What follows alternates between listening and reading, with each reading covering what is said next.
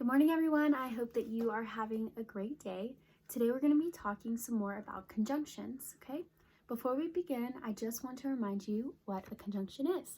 So conjunction combines two sentences, and it is one of our 7 fanboys. Now there can be more conjunctions, but these are the ones that you have to know right now, all right? So remember that your fanboys stand for, and, nor, but, or, yet, and so. Okay, so those are the 7 that you have to remember right now. Okay, so you cannot forget them. All right, the next thing that I want to introduce to you are 2 vocabulary words. Now, you don't have to write them down, but you do have to be able to recognize them. Okay, so whenever I say them or whenever you see them, I want you to just be like, oh, I know what that is already, because you do know what they are already. Okay, now the next thing we're going to talk about is called an independent clause.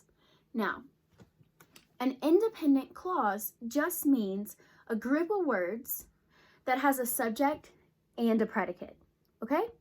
So we talked about this and we called that a complete sentence because it stands by itself. It doesn't need anything else, okay? It's independent. It's able to be by itself. Remember that vocabulary word, independent, okay? So that's an independent clause, right? Now, whenever we fixed a run-on, we made 2 different sentences, or we made 2 different independent clauses that had a subject and a predicate, okay? Now, whenever we are working with a conjunction by combining the 2 sentences, by adding a comma in one of our fanboys, we are going to call that a compound sentence, okay? So a compound sentence is just 2 sentences combined using a comma and a conjunction, okay, in one of your fanboys. So that's all it is. So we've been doing this. We're just adding a different name to it, okay? So our first one is conjunction, and that is a combining word. It is one of our 7 fanboys. The next is independent clauses, and it's a group of words that has a subject and a predicate and can stand by itself. We've also called that a complete sentence, okay? The next thing we have is a compound sentence, okay? And that is 2 of our sentences that are combined with a comma and a conjunction, all right? Now, the next thing we're going to do is we are going to do some practice today. So before we begin, in the group, I sent you a worksheet. Right now, I want you to either print it out and have it sitting in front of you, or write down all of the sentences. Don't try to work them yet. We're going to do some of them together. So pause me right now and go do that. Okay? I hope that you have either your worksheet in front of you or you've written them in your grammar notebook, okay? All 10 of the sentences. All right. Now I have written the first 4 of them here, okay? And I want you to take a look at them. Our directions say to read each sentence, add a comma where necessary, underline the independent clauses in each sentence, and circle the conjunctions. So that's a bunch of things that we have to do. Step 1, read your sentence, okay? Number 1, Lucy urged the horse forward, but he refused to move, okay? Step 2, add a comma where necessary. Now we talked about anytime we have one of our fanboys, we have to have a comma in front of it. So look at number 1. Lucy urged the horse forward, but he refused to move.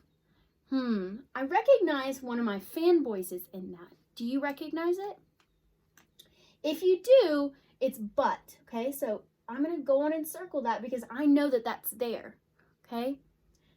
And I recognize that there is no comma before that. So I have to add a comma there, okay? So step 1, I read my sentence. Step 2, I found my conjunction. Step 3, I added my comma, okay? The next thing that we have to do is to underline each independent clause. And we talked about that an independent clause is a group of words that has a subject and a predicate, okay? So we have to find where our subjects and our predicates are here, okay? When we don't have to do the single line and double lining them, just want you to recognize that there are subjects and predicates here, okay? So what we're going to do is we're going to say, Lucy urged the horse forward.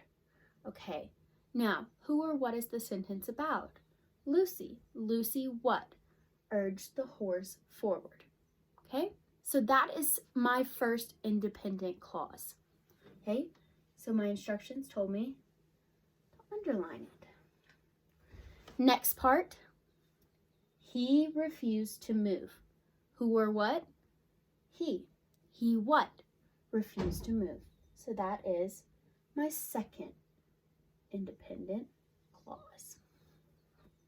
Okay? So you should have written this down in your notebook already. And you should, as we're working them together, I want you to do exactly what I'm doing and think just like I'm thinking. Okay? Number 2, read the sentence. Jane looked for red apples, yet she found oranges instead. Okay? Step 2, we have to add a comma. But how do we know where a comma is if we don't know where our conjunction is? Okay? Jane looked for apples, yet she found oranges instead. I heard one of my fanboys in that. Do you know it? I want you to go on and try to find it on your paper. Okay? You should have found it, and it was yet. No, my circle. Yet. Okay? Now, I recognize that there's a conjunction here, but there's no comma, so we have to add our comma too. Okay? All right. Jane looked for red apples, yet she found oranges instead.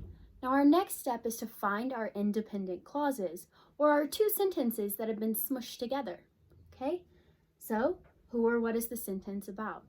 Jane looked for red apples. Who or what? Jane. Jane did what? She looked for red apples. Okay, so that's a subject and a predicate. I'm going to underline it.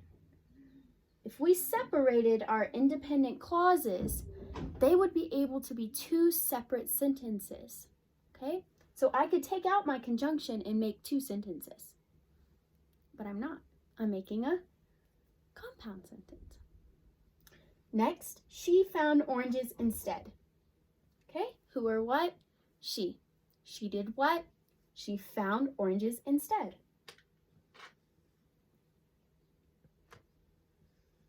Ooh, my line's like a squiggly line. Okay, number 3. The magician was a funny performer, and his tricks were amazing. So, finish step 1, I read it. Then I have to add my commas. How do I know where my comma goes if I don't know where my conjunction is? Okay? The magician was a funny performer, and his tricks were amazing. So what's my fanboy or my conjunction?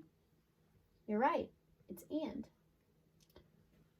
Okay, so I'm going to circle it.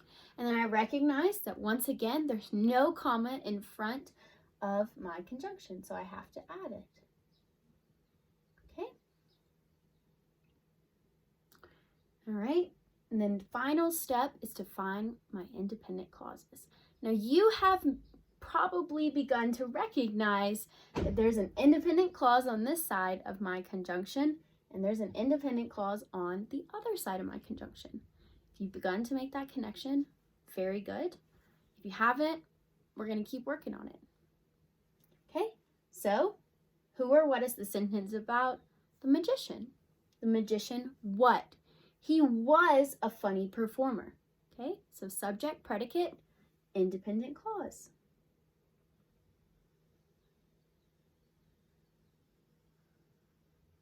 Okay, next one. And his tricks were amazing. Subject, tricks. Tricks what? Were amazing. Very good.